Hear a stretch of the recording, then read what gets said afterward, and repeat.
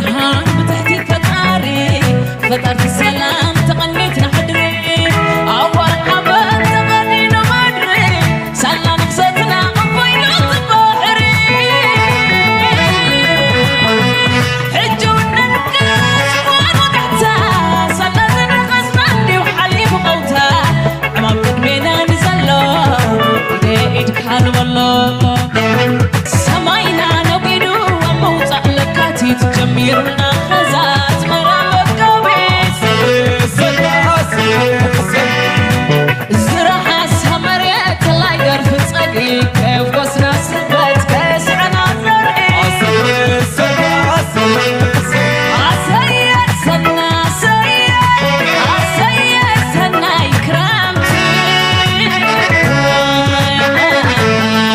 وعجز صبر هتناوي خلنا يوم تائي سرقيانا كم عيني عارات سدي بعد تنادفن حبابات سفرة قلبه مهرد بحري تكنولوجي مرمر بحري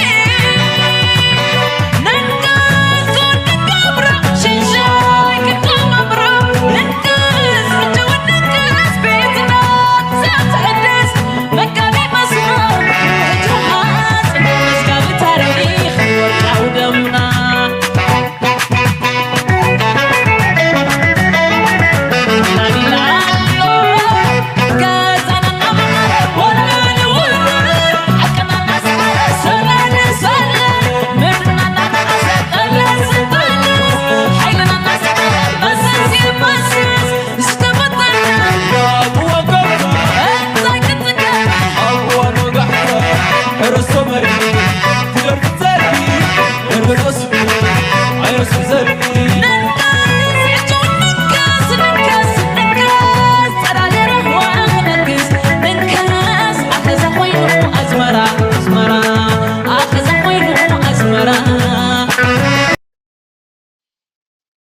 سلام تخطاتلت نايز channel كما يتخونو تبوك تكونو ناي ووترو تمنيتنان بحقنانيو لومون كم ووترو لعولا قداس النزل لوو أرستات حينا لكم متينا لنا نخس كن بحال سنينا نخس يزلو مرق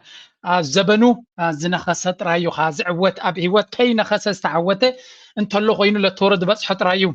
لذي بس لتورد بس حمد ما يزربني يا بعلم السنة عدل قداي سلازغنا there is something you cannot control لومي بزح سفحة زلو عمق زلو زينة حبريتا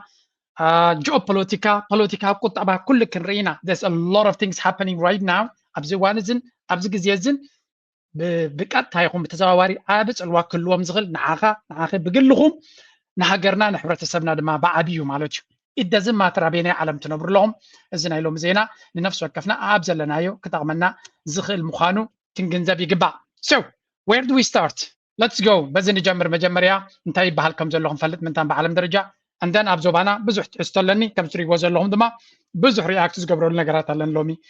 نالبات قليون تقرم زرباهم كله خلي let's go لعل إيرترا تجيو دولسك نابو خبلكم نفسير أجازين عديا زقبرا سينا تشت الزلام جزين ساعات النمو قطاب لو من الزنبح من مدرباي أجدا سايكونن سرح لنا زخونة صحفي يخون كال مني دراسي أمر أي تراي أخليو جازة هيرتز سلزح تموت تراي عبو قداي جرنا كريو يبلنان بزخونة هابتم عدن دي أزاتري إواز لهم زينا زرقي حوام تايت بلا لهم ببولكم إيرترا سنا إيران وكلنا كوينات بمكياد إسرائيل سقات كويناتا زبل صحف مالتي كم سريو زلهم زرقحوا له حجس كابينا بيوم كراخبو إلهم دفتونو زلو إيرترا حوتي إيران قلنا بالكا إسرائيل نابلكا زقبر تواسو حجون يوشت راي اوكي زي زربازي مچم لنكنه ابت سوشال ابت ميديا بزح زي زرب زلو صحافيو زتريو زلهم يو بعفو متيون كزاربا خلو امتينا لكم نيرنا ابتي ناي اسرائيل اقداس فيديو ميديا زخونه سلازي وسط حبريتا اقداسنت አለወዩ ምክንያቱ ካብዚ ጋዜጣ ተበጊሶም እዮም ኣብዚ ስትራቴጂክ ፕሮፓጋንዳ ሎሚ ሲአይኤ ይኹን ሞሳድ ዝጥቀምሉ ታክቲክ ኣሎ እቲ ታክቲክ ድማ ገለገለ ሰብ ዘይርድኦ ሰብ ኣሎ ኣብ ሜድያ ኣብ ጋዜጣ ስለዝወፀ ውግእ ብጋዜጣን ብሚድያን እዩ ዝጅምር ማይ ፍሬንድስ ክትርድዎ ክትክእሉ ኣለኩም እቲ ስትራቴጂክ አትላንቲክ ካውንስል ፎሬን ፖሊሲ ገለመለ ዝበሃሉ ፕላትፎርምስ እንታይ እዮም ዝገብሩ ሳቶም ኦፒኒየን እዮም መጀመርያ ዝጅምሩ ስለዚህ you start to speak about that ስለዚህ regime change ተኮይኑ መጀመርያ በቶም በዋሽንግተን ፖስት ድመጽእ ብፍላይ ነቲ ሚሊታሪ ኢንዱስትሪያል ኮምፕሌክስ ዝጥቀመሎም ዋሽንግተን ፖስት ክኸውን ይኽእል ከምዚ ትሪኦ ኣትላንቲክ ካውንስል ክኸውን ይኽእል ፎሬን ፖሊሲ ዝበሃል ኣሎ ገለመለ ኣብዚኣቶም እዩ ዝወፅእ ኣርቲክል መጀመርያ ብሉምበርግ ኢኮኖሚስት ቦቶም ይመጽእ ሽዑ እቲ ዘረባ እገዳ ክመጽእ ድዩ ሽግር ክፈጥሩ ድዮም መጀመርያ ኣቦ ገይሮም እናተዛረቡ ይጸንዑ ሽዑ ብመጽእ ከምዚ ስለተባህለ ውሳነ ንወስድ ኣለና ዝብል ዘረባ እዩ እቲ ኩንነት እቲ ኩንነት ካሊዩ ንዓና ኤርትራ ምስ ኢራን ትሰርሓላ ኢሉ እዩ ዝኸስስ ኣብዚውን ካብ ኣፍ ሰሜና circling Saudi Arabia. It's creating that ring of fire between Israel and the countries that it actually has peace ties with, whether it's Egypt on its to the west or Jordan. So Iran, they are very smart and they are very capable of manipulating the Silk Road, and they know that they have to control these trade routes. They know that region and they know how to play. So عجوجو عندي interview أمودة ግን እዚኣ እቲ ቁርብትለይ ስኽፍ ዘይብሎም ስለ ዝኾኑ እምበር እዚ እቲ ኩንነት ንሪኦ ዘለና ኣብይ ኣሕመድ ምስ መን ንራኸብ ኣላ ኣብዚ ምስ ናይ ኢራን ፍሉይ ልኡኽ ኣብ ኣዲስ ኣበባ ናይ መንግስቲ ኢራን ፍሉይ ልኡኽ ኣባል ናይቲ ባይቶ መፂኡ ኣብ ኣዲስ ኣበባ ምስ ኣብይ ኣሕመድ ተራኺቡ ኣሎ ናው you can say ከም ዝደለኻ ክትዛረብ ትኽእል ኢኻ ኣባት እንታይ ብለኩም ነይረ እዚ ኢትዮጵያ ዝበሃል ሓይሊ ኣነ ክርዳእ እዚ ሃገር ማለት እዩ I don't know እንታይ ኻ ክትብለ ትኽእል everybody is willing to work with them እዚ ማለት ከም ኤርትራዊ ትሪገር ኣብ ስምዒት ክእትወካ ዝኽእል ኩነታት ኢና ንርኢ ዘለና ኤርትራ ኣብዚ ቻነል እዚ ብተደጋጋሚ ተዛሪበ ክንምንታይ ብዲፕሎማቲካሊ ክንጎይ ንፍትን እቲ መንግስቲ ኣብ ኤርትራ ዘሎ ፖለቲካል ኢንተሊጀንስ ናቱ ላዕሊ ብዙሕ ጌይማት ብዙሕ ስትራቴጂካዊ ምንቅስቃሳት ይገብር እዩ but at the end of the day out maneuver ወይ ከዓ እቲ ናይ ኢትዮጵያ ብዙሕ ህዝቢ ዕዳጋ ገለመለ ኩሉ ፀብለልትነት ስለ ዘለዎ ሃገራት ክልተ ኣለዎን ክልተ ምርጫ ኣለዎን ኤርትራ ኢትዮጵያ ዝብል ድሕሪ መፂዎም ምስ መን እዩ ኣብ መወዳእታ ውሳኔ ኢኻ ዝተባሃለ 9 times 10 9 out of 10 ካብ 19 ግዜ ኢትዮጵያ እዮም ዝመርፁ ገለገለ ሰባት እጂ ጆርጆ ተብታ ትብል እቲ ህዝቢ ኖ ብሓሶት ከምነካ አይደለን ኣነ ነቲ ህዝቢ ሓቂ ክነግሮ እየ ዝደሊ እቲ ሓቂ እዚ ታሪክናትና ተመሊስካ ትሪኻ ሰውራና ኤርትራ ኒደርግሲ ሃይለ ስላሴ ሕግዘ ነይሩ ዋይ ዲድን ኣሜሪካን ኣነ ዘይሓገዘና ሓተትናን ክትብሉ እንትኽእሉ እዮም ሜይቢ ኣብቲ ግዜ እቲ ተሓቲቱ ኣይተሓተተን ዘይፈልጦ ክዛረብ ኣይክእልን እየ ግን መብዛሕተን ሃገራት ኣፍሪካ ብኸመይ ናፅነተን ረኺበን እቲ መንግስቲ ምስ ፈረንሳ እንድሕር ኣሎ ኮይኑ ናብ ሕብረት ሶቪየት ትኸይድ እሞ ሓግዘኒ ዝበልካ መዓት ሓገዝ ዝበካ እቲ መንግስቲ ምስ ሕብረት ሶቪየት ተሎ ድማ ናብ ኣሜሪካ ከይድካ ሓግዙኒ ትብል ምክንያቱ ክልተ ብሎክ ስለ ዝነበረ ካብ የማንን ካብ ፀጋም ተሲኢንካ ኣንፃሩ ኮይንካ ኣብ የማን ትኸይድ ንየማን ሓግዘኒ እንተኢልካ ትሕገዝ ከምዚ ነይሩ ቀደም ሕጂ ድማ ከም ዓለም ናቱ ኣለና problem ኣብ ኤርትራ ሕጂ እውን ዝሪኦ ዘለኹ ከጋጥም ዝኽእል ኩነታት ማለት እዩ እጅ ገለገለ ሰብ ኤርትራ ኣብ ነፍሳ ይተማመን yes that's good ኩሉ ግዜ ኣብ ነፍስኻ ምትእምማን ዝመስልዎ የለን ኣብ ፀድፊ ተፀጊዕካ ኣሜሪካ ቻይና ክጠልቡኻ ከም ዝኽእሉ ክትፈልጥ ኣለካ ኣብ ነፍስኻ ምፅጋዕ ቁፅሪ ሓደ እዩ ግን ነፍስኻ ምፅጋዕ ክበሃል ከሎ ድማ ጀስ ሓለፈ 20 ዓመት 30 ዓመት ናይ ናፅነት ኤርትራ ረይዎ ኣብ ነፍስኻ ምፅጋዕ ዋጋ የኽፍለካ እዩ ኣብ ነፍስኻ ጠጠው ምባል ዋጋ የኽፍል እዩ ዋጋ ከም ዘኽፍል ኣብ መፅሓፍ ኣይኮነን ተፃሒፉ ዘሎ ኩንነት ናይ ኤርትራ ክትሪኦ ኣለካ ስለምንታይ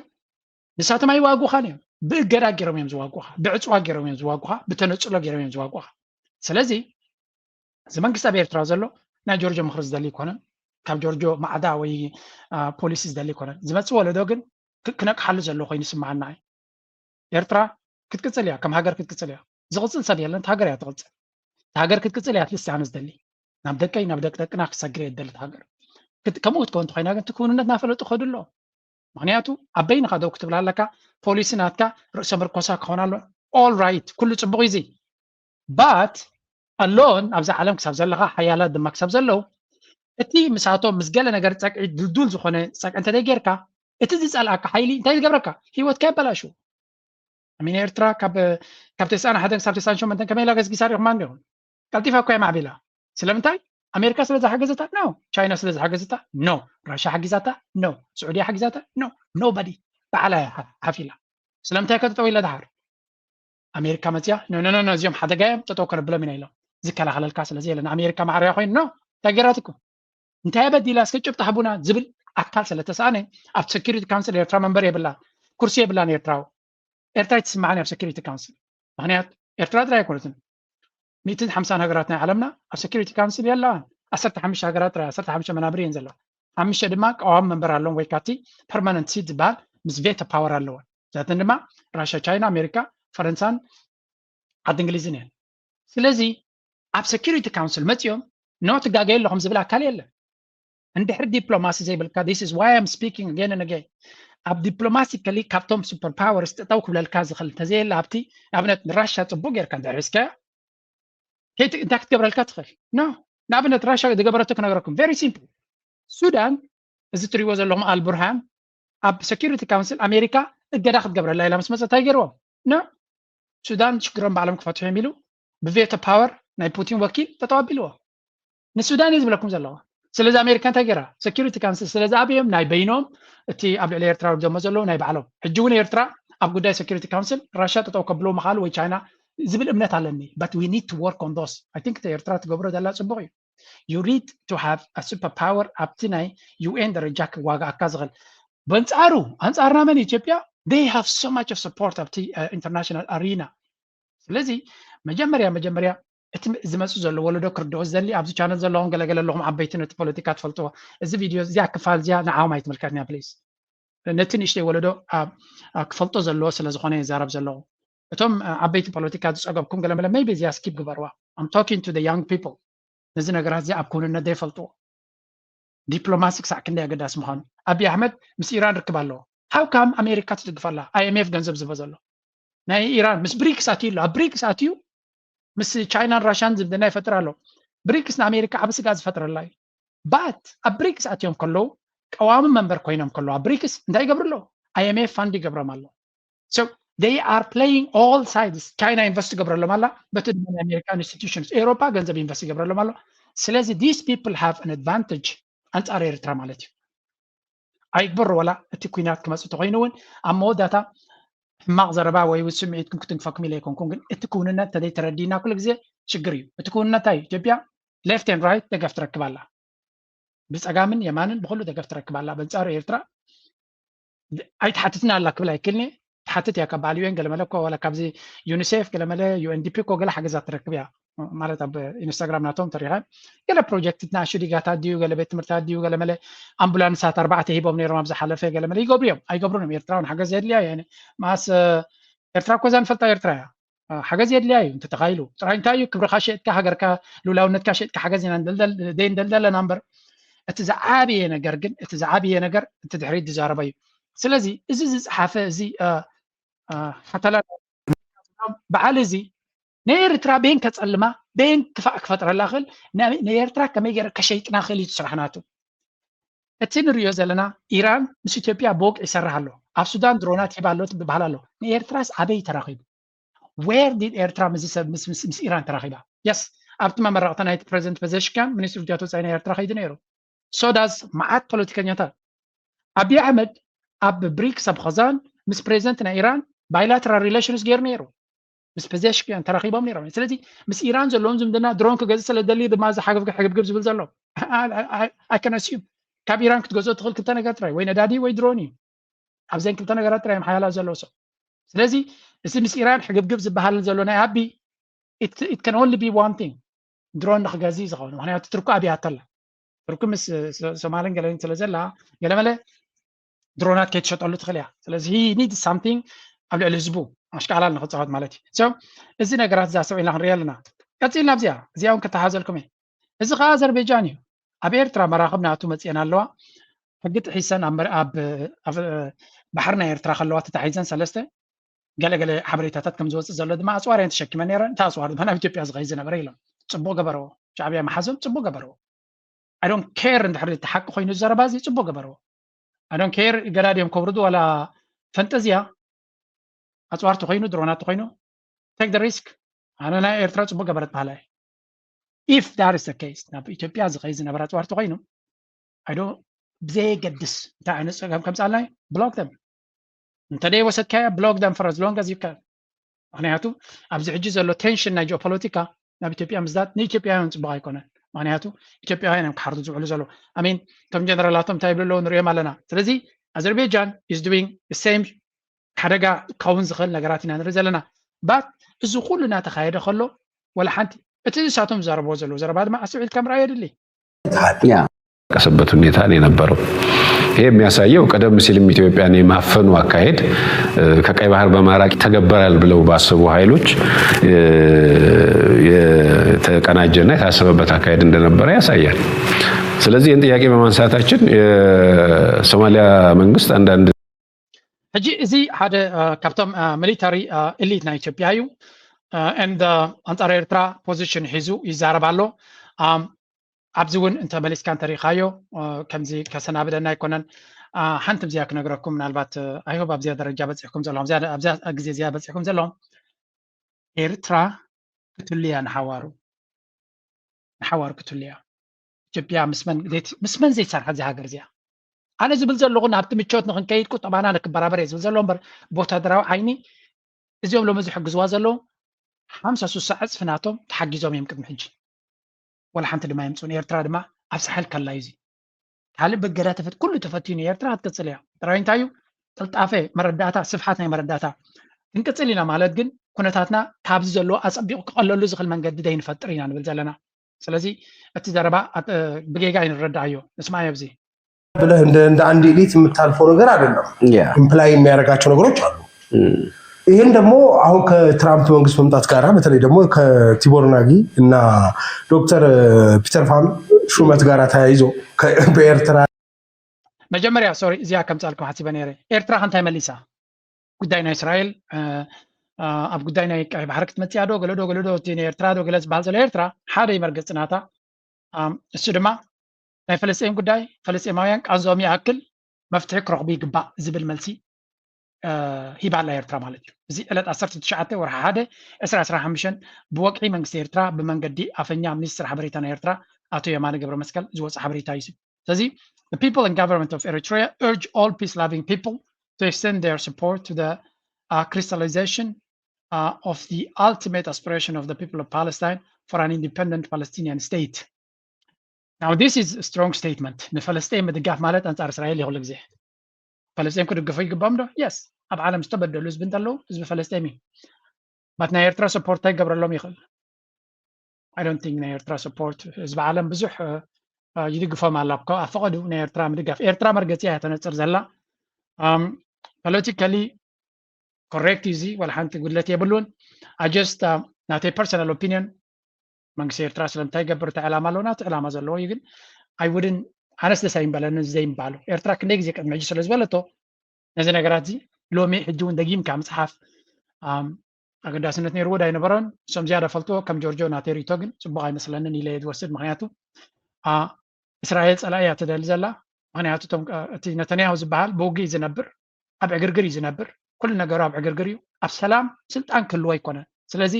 ፀላእቲ ኢኻ ዝደሊ ዘሎ ሓማስ ኦልሬዲ ከይፈተወ ተዓሪቁሎ እዩ ዝበሃል ዘሎ ዶናልድ ትራምፕ ክሕግዞ ስለዘይክእል ገለ ይድበሃል ዘሎ ግን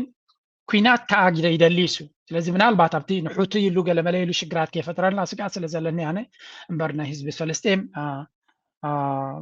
ፅቡቅ ፀሊኤ ወይ እውን ሕስሓሲ ደሎም ኣይኮንኩን ፈለስጤም ይግብኦም እዩ ግን ኣገይን ኣብ ዓይኒ ናይ እስራኤል ማለት መንግስቲ ኣሜሪካ ዝዝውር እስራኤል ምዃኑ ትፈልጥዮም ዶናልድ ትራምፕ ድዩ ባይደን ድዩ ወላ ስግንጢር ይምፃእ እስራኤል እያ ትዝውሮ እቲ ኤፓክ ዝበሃል ናቶም ዘይተዓደነ ዓቕሚ ዘለዎ ስለዚ if Israel wants something ኣብ ከባቢና ብዘይ ቃል ዓለም ይፍፀመላ መንግስቲ ኣሜሪካ ንእስራኤል ኖ ስኹም ትጋገዩ ኣለኹም ገለ ዝበሃል የለን ወላ ሓዊ ይኹን ኣሜሪካ ክሳራ ይኹን እስራኤል ትደልዮ የሰር የስማያም ጥራይ ኣሜሪካ ኮሚቲ ፖሊሲ ናታ ፎሬን ፖሊሲ ናታ ስለዚ ኤርትራ ድማ ምስ ፈለስጤም ምስ ካልኦት ሃገራት ኮይና ከም ትገብር ዘላ ግን ፐርሰናሊ I didn't like it ግን ነቲ መንግስቲ ናቱ ኣካይዳ ናቱ ስራሕን ስለ ዘለዎ ኣብታታት እየ ብዙሕ ክዛረብ ኣይክእልኒ ኣብቲ ጀሚረልኩም ፀናሕኩ ኣበይ ገርያ let's go to ኣብዚያ ዘላ እዚያ ስምዕዋ ሓንቲ ዘረባ ኣብዚያ ክሰምዑ ደልየ ኣለዉ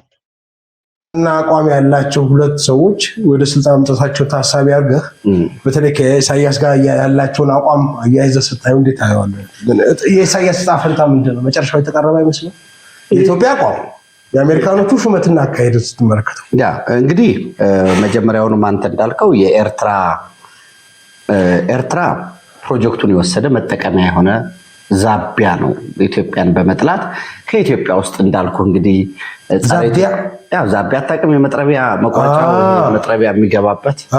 ፓውን የሚሉት በእንግሊዘኛ ማለት ነው እና I mean they can say whatever they want أنا لكم يا قدم حجي زبلوا أنت بلو تريجر يا قبل النعي كم سبق لقرب تزرباناتهم للعامهم سلو زاربو قسم معك يقلقن I really don't care انتهي بلو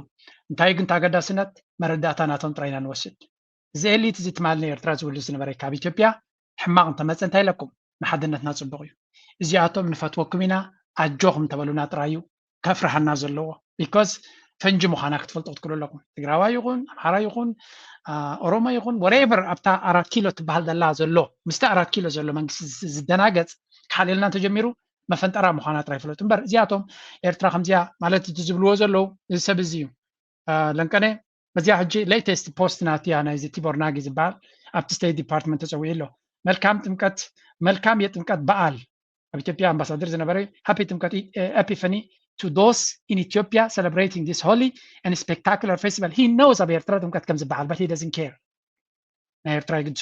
May the festival of baptism also baptize Ethiopia into an era of peace, prosperity, and national reconciliation.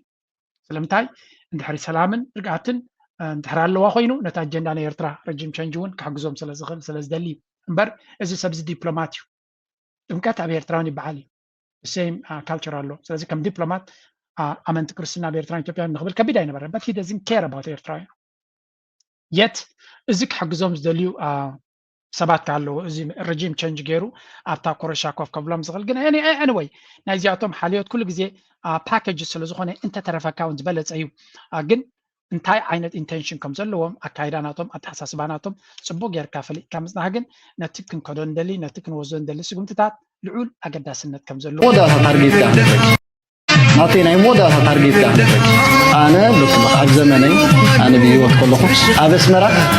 عجامة دبالي درست مسرحنا تقرأي دبال سينما مسرحنا شراء دبال منا في شغل مسرحنا مغرو دبال بيت مجبر كفتنا أنا أبزمني زيادة زي جرس أين ورقوا عن حلم عليه ويموت ويكا حولت تقرأي سي أبتزعب غل أسمرة تتخيدوا ريوم تبقى زمكتم نعطينا مودا تارجيت اوكي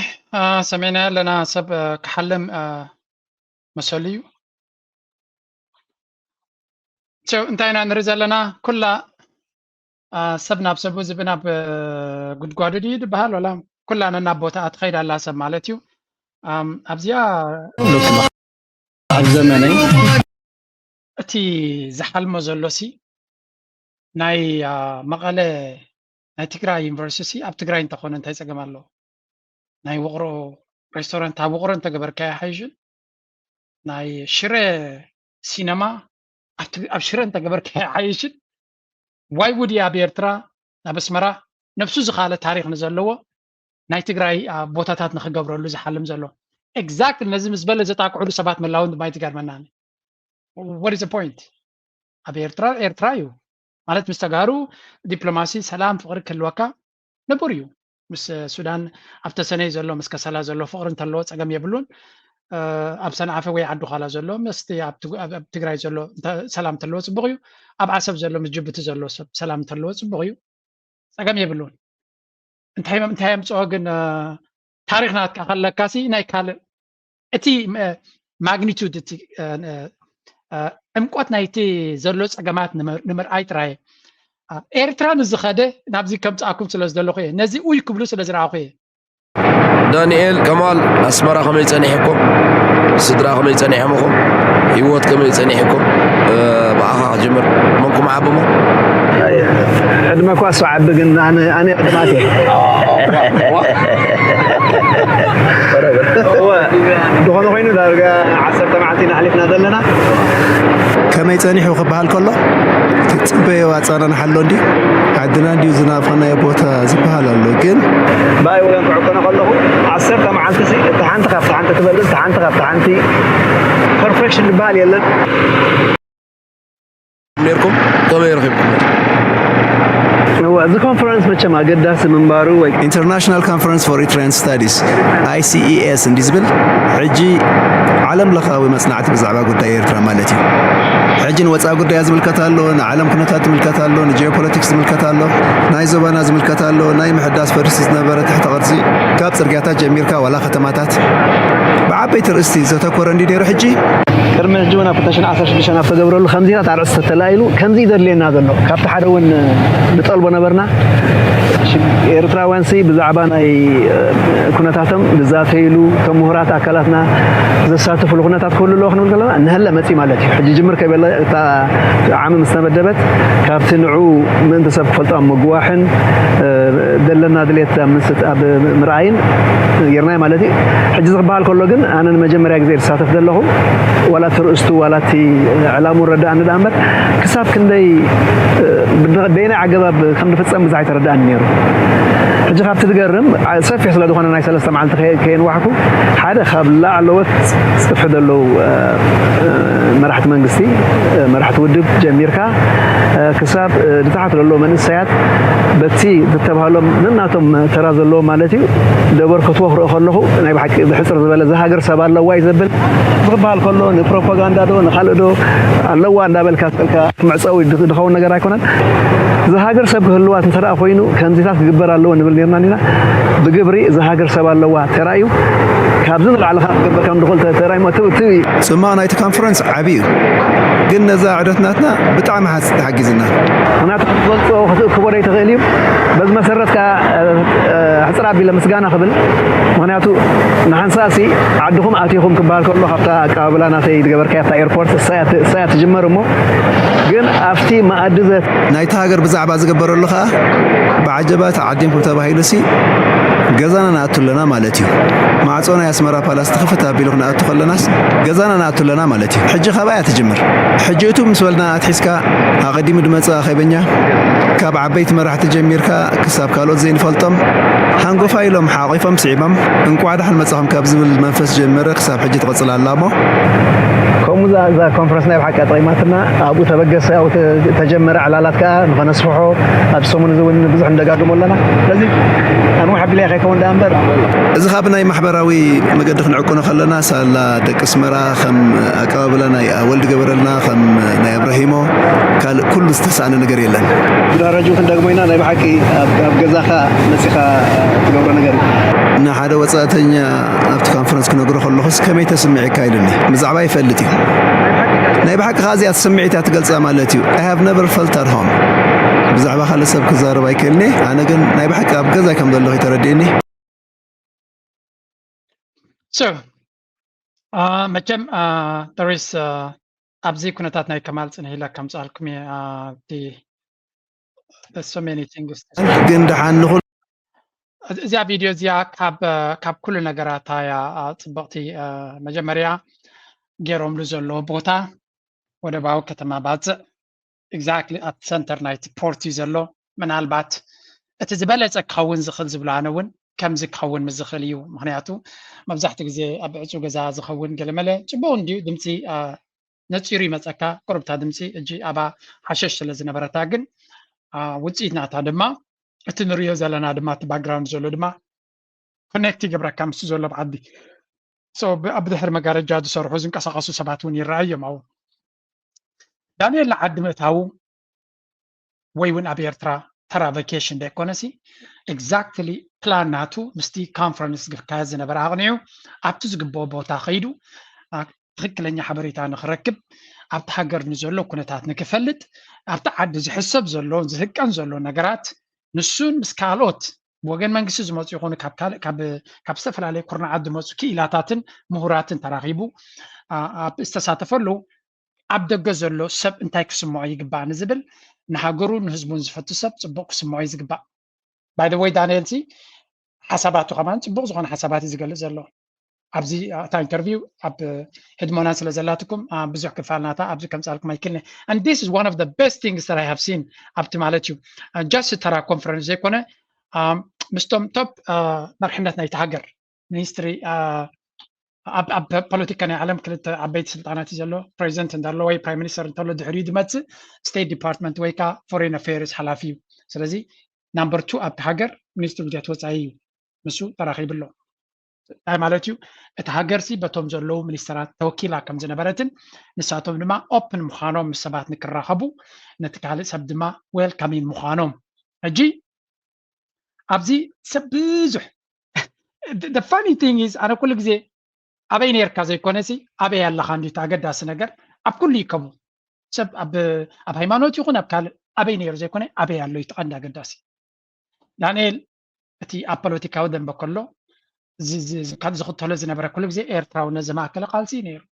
so pretty much لو تصل زدل زلوا بتعبدي political reform economic reform أنا يتزبط بونا قال سلزدل زنبرة برنا تهاجر كفرار سلزدل يكون لازم كله تي وان نيشن دي ولاتي EYSC بحال زنبرة وانتو قلنا إيرترا ونزمة كلا شجر إيرترا مفتح بإيرترا وينزبلي نيرو لذي حدا جزء انتهى اللو بزيا أنا وين أبتي نيتقامو دم بس لزنبركو أعتقد 180 لكم نيري if you can't beat it join it زيت سعره تغينكا نزل باغمبار نزل منقسا بيرترا زلو كل عينة حيلي فتينو كسعره يكال إثيوبيا فتينو ما يكالون أمريكا فتينو ما يكالون everybody tried يكالون كالوت على ما انتهي مزقبرو مخال مسأنو انتهي قبرو كيدو مسيوم زعرغو إثيوبيا رايوم تقارس نعبك قمتلو فتينو مخال مسابيهم كيدو مسابي تعريقهم يسرح له give me a second أبزي حجي سوري انت هذا سبب انت رابط غير نزانيو انت قبل دلي كابتوم نابنت تي ابن بتقامد لو تግራይ تعوز زبل زنبره እቲ ትግራይ ንኣብ ከውድቕ ኢሉ ተዋጊዩ ምስተሳዕረ እንታይ ገይሩ ምስ ኣብ ኮይኑ ክሰርሕ ፀገም የብሉን ፖለቲካ ኮሚዩ ኣብ ኤርትራውያን ክኸውን ከሎ ግን ንህግደፍ ንመንግስቲ ኤርትራ ንምስዓር ኩሉ ዓይነት ፈተነ ተፈቲኑ it didn't work ኣይሰርሐን ተቃዋማይ ነርካ ክትኮን ትኽእል ኢኻ ኣብ ዝኾነ ነርካ ትኾን ኢኻ it never worked 30 ዓመት ጌርካ ኣለኻ it didn't work so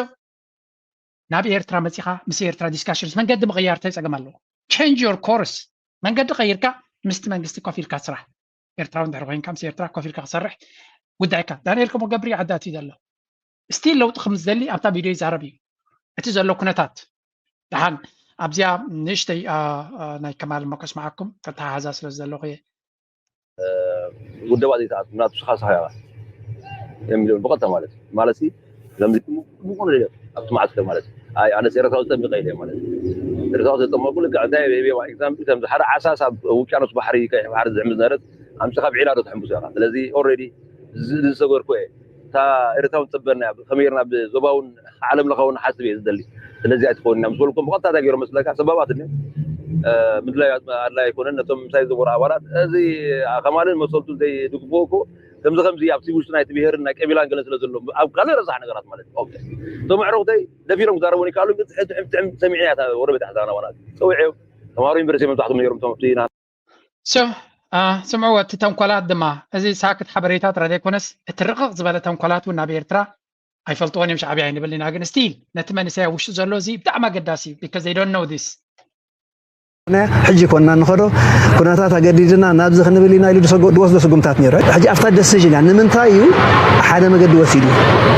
እንታይ ስለተረኽበ ትብል ክሳብ ሕጂ እውን ሕጂ እዛ እንታይ ተረኽበ ቅድሚ 4 ዓመት ኣቢልካ ወልሓወይ ይኣክል ትብል ነዚ ንኻልእ ነበረ ናይ ህውተታ ናይ ይኣክል ክገልፆ ፀንሐ ከምዚ ተኮይኑሲ እትረፈና ዘብሎ ፀንሐ ንከማል ሳኻ ብናትካ ንዓይኒ ዲነት ገለ እዚ ናይ ይኣክል ናይ ለውጢ ገለ ኣሎ ግን ሓደ ዓይነት ይኣክል እውን በፂሕና ኣለና ከምዚ ኢልና ተፈላለዩና ኤርትራውያን ዓይነት ንዘላለም ኣይንኸይድና ድሓርካ ከፀብቕ ንዝበለ ፀላኢ ትገብሮን ኢኻ እዛ ሃገር ደቃ ትሓቆፍ ክጅምር እያ ዝብል መልእኽቲ ካባኻ ከምዝኸማኻ ክኸውን ንኽእል ግን ናትካ ብሓፈሻ ኣብ ኣድላይቲ እዋን ስለ ዝነበረታ እንታይ ለሽዑ ንዓኻ ናትካ ቪድዮ ምስ ሰማዕኩ ሃዋሁ ናይ ደሲዥን ትቕየር ኣላ ኣብ ክንዲ በዚና ንኸይድ በዚያ ደየበለ ባዕሉ ፍለጥ ዝዓይነቱ መገዲ ነኖ ሕጂ ኣኽለና ኣብቲ ንቡር ንምለሰሉ ግን ንክንምለስ ኮይኑ ABC ኣይንርስዕን ኢና ክእለትን ዓቕምን ዘለዎ ገባርን ሓዳግን ገብር ዝኽእል ንሱ እዩ ስለዚ ክንቀይሮ ኢና ክንግልብጦ ኢና ዓጀውጀው ኣይሰርሕን እዩ ብሕልፊ ከዓ ምፀላይ ምታነታ ኤርትራ ክትፋደለ ተሓባቢርና እምነት ኤርትራውነት ዘለዎ ንሱ እዩ ኢንፋክት ስለ ዘለዎ እታ ብሊፍ ሳ ስለ ዘለዎ እዩ ኸማነይ ብኩሉ ዝጥቃዕ ምክንያቱ ነዚኣ ነታ ኤርትራውነት ክትብትና ተኾንካ ከዓ ዝኩሉ ትገብር ስደተኛታት ትብዝሕ ኤርትራውነት ከምፅላእ ትገብር ገለ ዝኩሉ نتي دم بتقاون حاف كوف دبلو مالتي أفتح حاف نصبغ دلي أفتح كوف دبلو خا خفات ناي صلاة إرترا سلا دراي مالتي حجون أفتح نتي إرترا ونت باي ذا واي كقبر دخلت راح يكون تردو يلا تم خلوا كسلا دي تردوني حجي خمسة أنا تقديني هذا اللخا نعاك تقديني كذا اللخا أنت تريو بدأ جزء مزنا مالتي ناي بحكي إرترا ونت باني رادي تقلت كلنا خولي ግን እዚ ምልክት ናይ ነትقول نغبرس وكيل دامبر نبانديرا نسعسعير نغلا مغلا يكون انا خمس بلوكم تفيلنا تيو براندين زيردو ملخت زيردو يخوم زول مالت ግን ሓደ ዓይነት ካራክተር ነቲ እንታይ ንኽንብል ኢልና ኢና ብሓፈሻ ዳንኤል ናይ ማርኬቲንግ ትምህርቲ ዘለዎ እዩ ስለዚ ኩሉ ተጠቃቅማናቱ ዋላ እቲ way of communication ናቱ ብጣዕሚ well educated ትምህርቲ ጥራይ ዘይኮነ ድማ ብተግባር ዝነብረሉ ሰብ እዩ ስለዚ ኩሉ ግዜ እቲ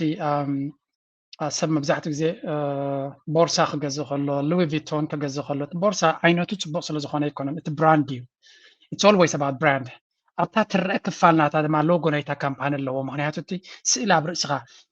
እቲ ባንዴራ ንገብሮ ወይ እውን እቲ ንገብሮ ዘለና ድማ ናቲ ንኣብነሉ መንፀባረቂ ናቱ ማለት እቲ ሓሳብሲ ኣብ ሰብ ከም ዝረአ ክትገብሮ ኣለካ ክብል ይደሊ ብዙሓት ሰባት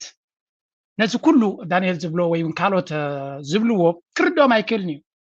ወይ እውን ኣብ ካልእ ግዜ ክርድኦም ዘይርድኦም ምዃኑ ኣይኮነን ትፀገም ኣብዚ ሕብረተሰብ ናትና ፖለቲካ ሕጂ ከገለገለ ሰባት እዚኣ ኦፈንስ ከምዚ ሕማቅ ክስምዖ ይኽእል እዩ ፖለቲካ ትምህርቲ እዩ ሊቅነት እዩ ልክዕ ከምቲ ኣብ ሕክምና ከይድካ ነቲ ሓኪም ዝበለካ ፅን ኢልካ ትሰምዖ ፖለቲካ ቢዝነስ ድማ ከምኡ እዩ እቲ ፀገም ሎሚ ኣብ ዘበነ ሶሻል ሚድያ ኩሉ ንኩሉ ዝፈልጥ ስለ ዝኾነ ነዚ ዳንኤል ዝዛረቦ ዘሎ ኣቋሽሽ ዝዛረብ ኣሎ ሓደ ኣብ ክንዲ ናይ ዳንኤል ትምህርትን ተመክሮ እንደይወሰድ ኣብ ሂወቱ ማለት እዩ ጻዕዱ ከምዚ ክብልዎ ከሎ ዋይ ክፈልጥዎ እዚ ነገራት እዚ ፖለቲካ ፈልጥዮም ክብል ፀገም የብሉን ኤርትራውያን ነቲ ዝፈልጥዎ ክነግርዎ ከለዎ ክቕበሎ ፀገም የብሉን እቲ ፀገም ናቱ ሕጂ ደሰይም እኮ ኣብቲ ናይ ብርጌድ ኣሕመዱ ክብሉ ከሎ ኣብ ዝኾነ ነገር ነቲ ባንዴራ ናቶ ክገብርዎ ፀገም የብሎምን እንተስ ፍርዲ እንተስ መሲልዎም ዝገብርዎ ዋላ ንህልኽ ኢሎም እዮም ዝገብርዎ እቲ ትገብሮ ነገራት ግን ነቲ ክትሓንፆ ትደሊ ዘለካ ሓሳብ ኤርትራውነት እንድሕር ኮይኑ ሃገራውነት ኮይኑ ብዝርአ መልክዕ ክትገልፆ ክትክእል ኣለካ እንታይ ይስኸ መብዛሕትኡ ግዜ ንኣብነት ኣብዚ ደንበና ኤርትራውያን ትሪኦ ኢኻስ ትሽዓተ ብሄራት ሓድነት ኣለና ክብሉ ተኮይኖም ኣከዳድና ናይቲ ብሄራት ከተግብሩ ይፍትኑ ኣብ ዴኮሬሽን ክገብርዎ ይፍትኑ ኣብ ዝተፈላለየ this is by design ሃንደበት ፎርማ ስለ ዘለዎ ኣይኮነን ኖ ብዲዛይን እዩ ሃገራውነት ድዩ እቲ ትደልዮ ነገራት ኣብ ርእሲ ሰብ ከተስርፆ ተኮይንካ ኣብ መዓልታዊ ዝሪኦ ነገራት ክርአ ክኽእል ኣሎ ሃገራውነት ኣለኒ ኤርትራውነት ኣለኒ ክትብል ተኮይንካ ኣብ ዝርአ ነገር ኣብ ዝጭበጥ ነገር ክኸውን ክኽእል ኣሎ and these are ነዚታት እዩ ክገልፅ ደልዩ ገለገለ ሰብ ኣይርዳእኒ ክብል ከሎ ከምዚ ብትዕቢት ኣይትወሰድዎ ናሚን ነብስና ኣብ ግብት ክንእትዎ ክንክእል ኣለና ካብ ዳንኤል ዝመሃሮ ብዙሕ ነገራት ኣለኒ ካብ ካልእ ሰብ ካብ ኣወልፅዕ ዝመሃሮ ድማ ብዙሕ ነገራት ኣለኒ ናይ ታሪክ ኣፅኒዑ ከምፅእ ከሎ ብዙሕ ነገራት እየ ዝመሃርካው ካብቲ ከማል ዓሊ ዝብሎ ፀንሐ ብዙሕ ተማሂረ ኣብቲ ኣብ ኢትዮጵያ እቲ ደንበ ተቃውሞ ወይ እቲ ናይ ትግራይ ኤሊት ከመይ ገይሩ ይዝውሮ ከም ዝነበረ ክንደይ ሸርሕታት ከም ዝነበረ ኣነ ብኢትዮጵያ ስለዘይ መፃኹ ቀጥታ ኣብ ሱዳን ገይረ ከይደ ስለዚ እቲ ኣብ ኢትዮጵያ ዝተገበረ ድራማታት ኣብ ኢትዮጵያ ዝነበሩ ሰባት ክዛረቦ ከለዉ ጥራይ ክትርዳእ ትኽእል ኣብ መወዳእታ ግን እዚኣ እታ ናተይ ለበዋ ነዋሕ እንዲያታ ቪድዮ ኬትኩም ረኣይዋ ምናልባት ከም ልበዋ እውን እቲ ወላ እኳ እቲ ቪድዮ ኣብቲ ቦታ እቲ ብምቕራፁ ደስ እንተበለኒ ድሆል ምምላእታ ቪድዮ ኣብኡ ምዃኑ ግን እቲ ባክግራውንድ ኖይስ ቁሩብ እቲ ዕምቆት ዘለዎ ኮንቨርሴሽን ቁሩብ ረባሺ ነይሩ ስለዚ ንግዜ ንገለ ክፋል ኣብኣ ኮይኖም እቲ ኦድዮ ግን ኣብ ካልእ ስቱድዮ እንተዝግበር ደስ ንበለኒ ምክንያቱ ኩሉ ነገር ክንሰምዖን ደስ ኢሉና ክንመሃረሉን ስለ እንደልየ ብሕማቅ ማለት ኣይኮንኩ እምበር ኩሉ ግዜ እቲ ባክግራውንድ ናይ ኤርትራ ክኸውን ከሎ ደስ እዩ ዝብለና ኣነ ካብ እፁቅ ኦፊስ ብከምዚ ክኸውን ከሎ ግን ኣገይን ኮምፕሮማይስ ኢኻ እቲ ድምፅኻ ቀሊል ኣይኮነን ማለት እዩ ኣብ ከምዚ ቦታ ክትገብሮ ከለካ ዳንኤል 20 መዓልቲ ድዩ 30 መዓልቲ ድዩ 40 መዓልቲ ድዩ 2 ወርሒ ድዩ እንድሕር ገይሩ ነፍሲ ወከፍ መዓልቲ ሻሂ ሰትዮ ድዩ ማይ ሰትዮ ድዩ ስቤዛ ዝበልዖ ድዩ ኩሉ ናይ ኤርትራውያን እዩ ኣብ ድኳን ናይ ኤርትራውያን ይፀፊ ዘሎ ኣብ ሆቴል ናይ ኤርትራውያን እንተኮይኑ ኣብ ዝገዝኦ ንብረት ነቲ ትካላት ናይ ኤርትራ ዘንቀሳቅስ ዘሎ ኩሉ ነገር እተን ገንዘብ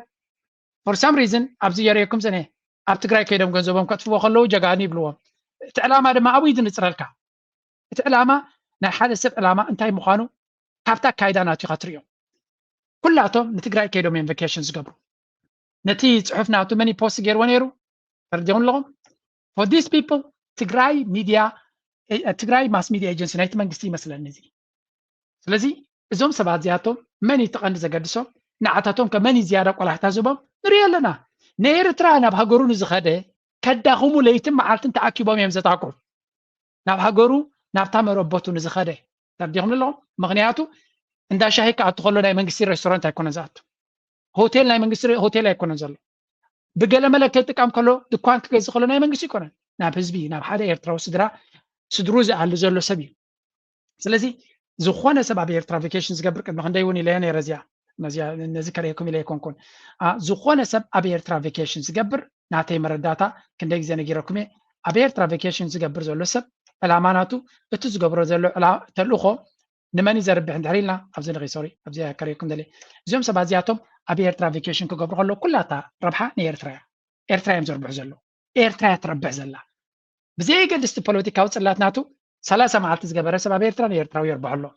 ስለዚ ነዚኣ ብምግባሩ ጥራይ ንህዝቢ ኤርትራ ተሓልየሉ እንድሕር ኮይንካ ፖለቲካ ናትካ ናይ ኤርትራ ተኮይኑ በዚኣ ጥራይ ክትድግፎ ዝግባእካ ደጋፍ እንተ ነርካ ድማ ኤርትራ ስለዝኣተወ ንኤርትራ ስለዝርብሕ ዘሎ ክትሕጎስ ይግባእካ እቶም ኣብ መንግስቲ ዝሰርሑ ዘለው ነቲ ፖለቲካዊ ሓሸውያ ብደገ ዘሎ ሓደ ይከታተልዎን እዮም ከም ዝመስለኒ that's why ድማ ፐርሰናል ኮዝ ዝወዝغሉ ድካተልዎ ተኮይኖም ድማ ትርጉም ኣይብዎን እዮም ትዛዓበየ ስእሊ ሃገርና በይ ትኸይዳላ ሰብ ናብ ሃገር ተመፅኡ ድማ ረብሓ ከም ዘለዎ ይርድኦም ኣሎ እቲ ዘለዎ ኣካይዳ ድማ ናይ መወዳእታ ዘረባናተ መንግስቲ ኤርትራ the biggest challenge ናቱ ኣነ ቻሌንጅ ክገብሮ ዝብል ብሓሳበይ ማለት እዩ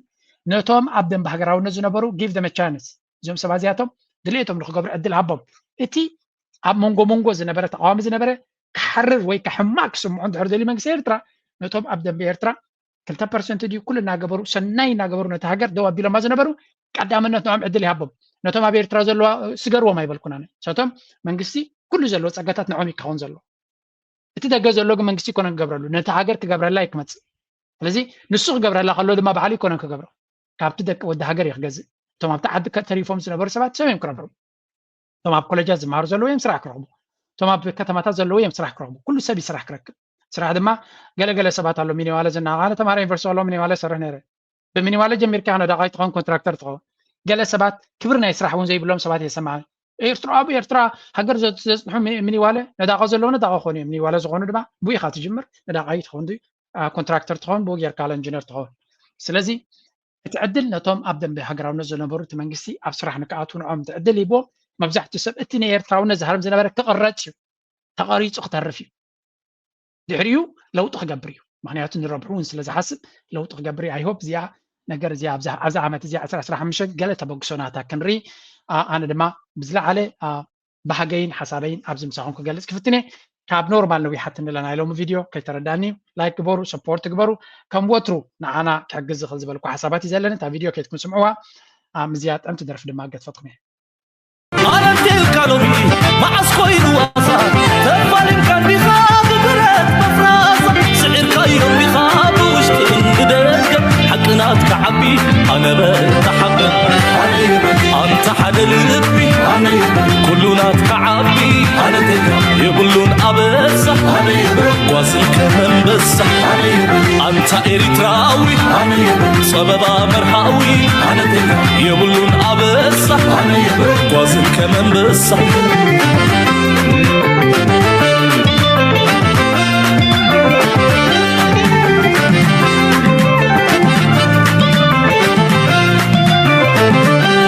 ጎይታ ገዲ ኣንታ ጎይታ ፍናን ኣነ ተልካ ሳይኮነን ምትዕናን ዘንግ ፍትሒ ዘቕናዓካ ካብ ምቕናን ኣነ የበል ኣንታ ንእኸሳስና ጎይታ ገዲ ኣንታ ጎይታ ፍናን ኣነ ተልካ ሳይኮነን ምትዕናን ዘንግ ፍትሒ ዘቕናዓካ ካብ ምቕናን ኣነ የበል ኣንታ ንእኸሳስና ኣንታ ኤሪትራዊ ፀበባ መርሃዊ የብሉን ኣበሳ ጓዝም ከመንበሳ